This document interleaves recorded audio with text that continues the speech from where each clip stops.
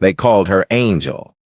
Not because of the way she looked, not because she wore white or smiled like a saint, but because every time the SEAL team went out on a mission, she seemed to appear at the very moment when hope was fading.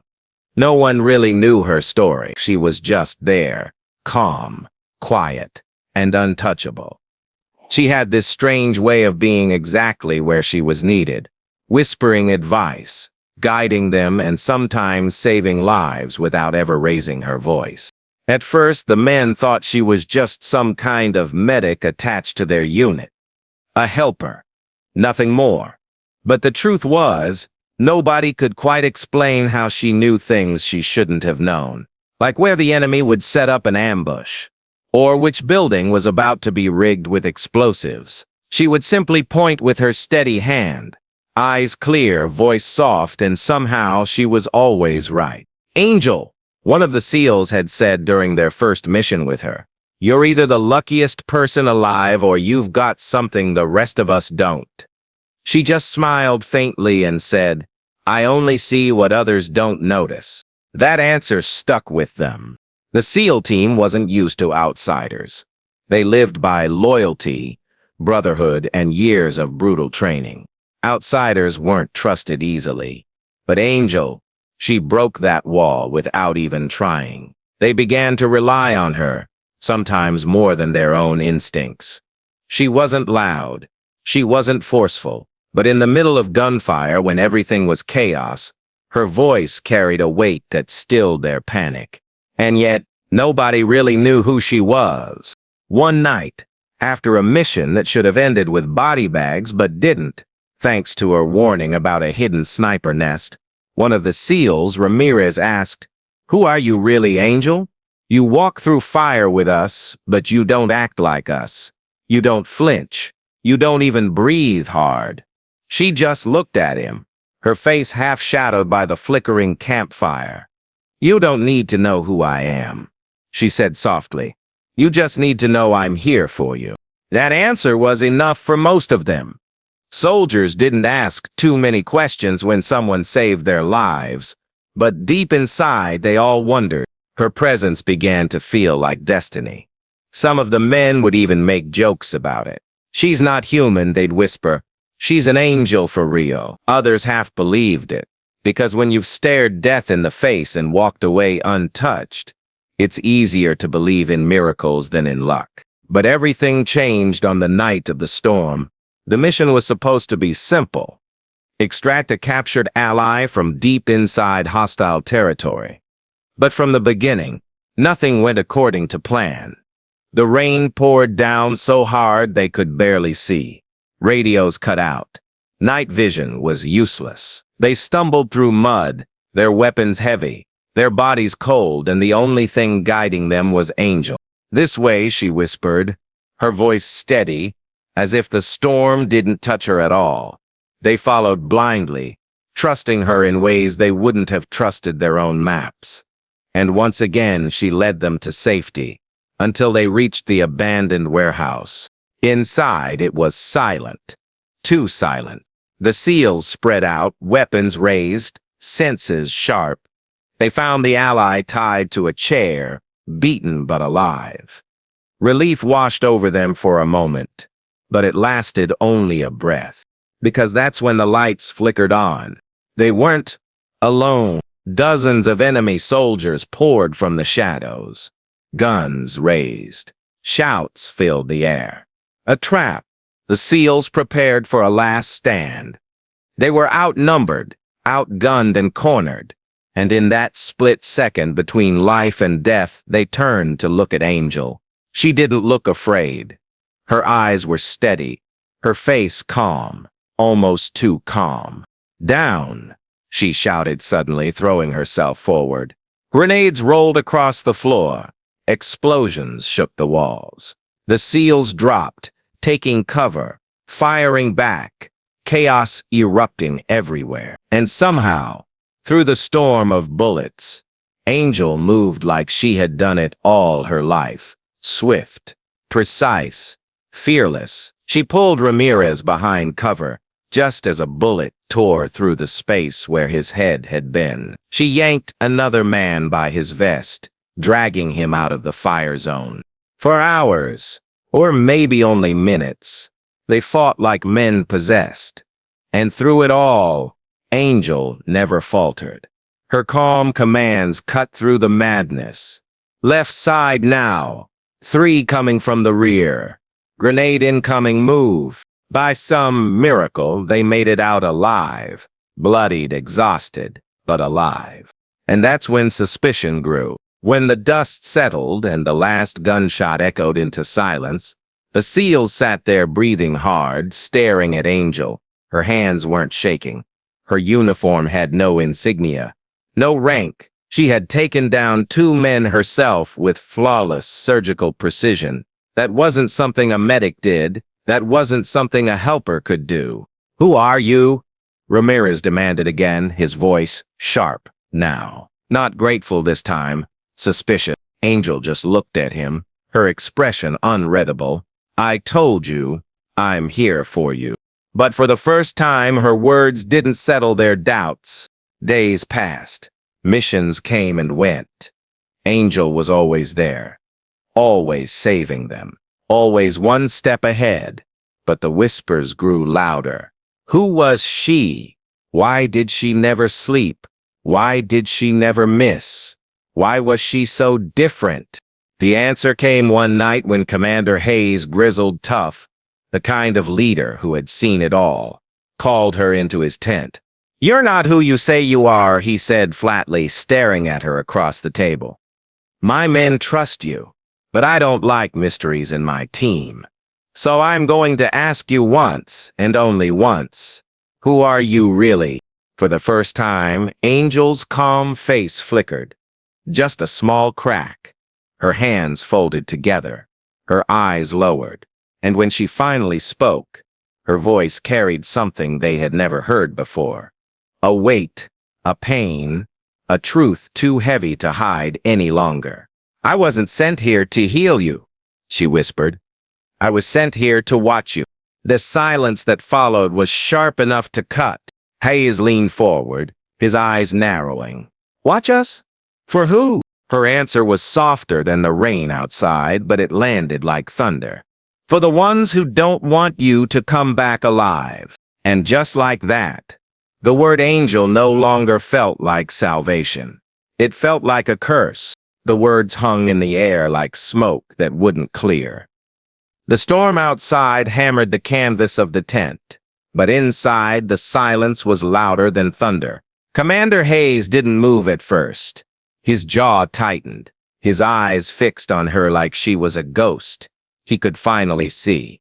For the ones who don't want us alive, he repeated slowly, as if tasting the betrayal. You're telling me you've been a spy this whole time? Angel raised her eyes then. They weren't the eyes of a traitor. They were tired, heavy with secrets that no one should have to carry. It's not what you think, she said. Her voice trembled now. Just barely, but enough for Hayes to catch it. I wasn't sent to kill you. I was sent to make sure you broke, to make sure you doubted yourselves, to make sure the missions failed. Not because of enemy fire, but because of your own choices. Hayes stood up so suddenly his chair scraped against the ground. Then why are we still breathing? Why did you save Ramirez? Why did you lead us out of that warehouse? His voice was sharp, cutting, almost a growl. Her hands curled into fists in her lap. Because, she whispered, I couldn't do it. I couldn't let you die, not after I saw the way you fight for each other, the way you bleed for strangers. I was supposed to be your shadow, but somewhere along the way, you became my light. The tent shook with wind. Hayes stared at her, his chest rising and falling like a storm of its own. Outside, footsteps approached, the rest of the SEAL team tired from patrol, ready to crash for the night. Hayes knew what would happen if they heard. They trusted her with their lives. If they found out the truth, that trust would turn to fire. But Angel didn't stop. I was trained from the time I was a child, she continued, her voice steadier now, her eyes burning with a quiet fire. Not in a country you'd recognize, not under a flag you'd salute. I was taken, shaped, molded to be perfect, to listen, to obey. They gave me a name that wasn't mine and told me my only purpose was to break heroes like you. But the first time I saw you drag your wounded brother through gunfire instead of leaving him, the first time I heard you pray for someone else's family instead of your own, something broke inside me, and I couldn't follow orders anymore. Hayes swallowed hard, his rage battling something he didn't want to admit, the truth in her voice. Does the team know? He asked finally. She shook her head. They only see who I pretend to be. The angel who saves them, not the weapon I was designed to be. For the first time in years, Hayes didn't know what to do. His instincts screamed to lock her up, to call command, to cut the thread before it strangled them all.